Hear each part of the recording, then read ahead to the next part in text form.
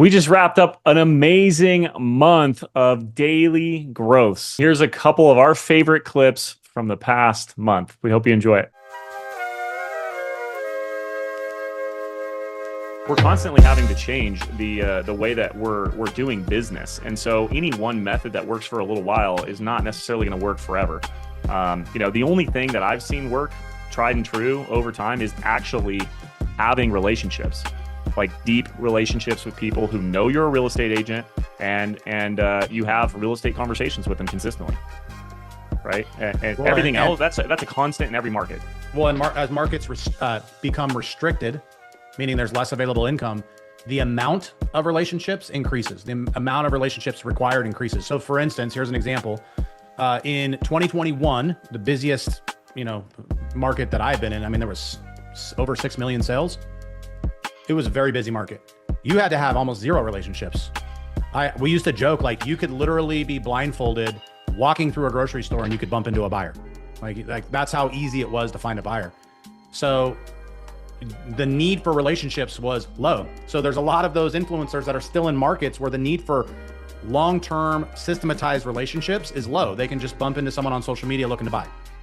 Well, as things change, the amount of relationships that you need, the amount of conversations that you need to have, the amount of connections on a daily basis, weekly basis, it's now a contact sport. You need to systematize that. Most of our call reluctance is very much about how we are perceived and how we feel. It has very little to do with actually wanting to bother someone. It's not that we care if we bother someone. It's we care what they think of us. Self-protection in a courtesy costume. Yeah. Like you're wrapping it up with hey, I'm being courteous, I don't want to bother them. But really what it is you're protecting your ego, or how you're going to feel about it, or what could potentially be thought about you. And so what agents do is, or salespeople in general, is they hear, I want a third bedroom. And they say, all right, they need more space. That's the motivating factor.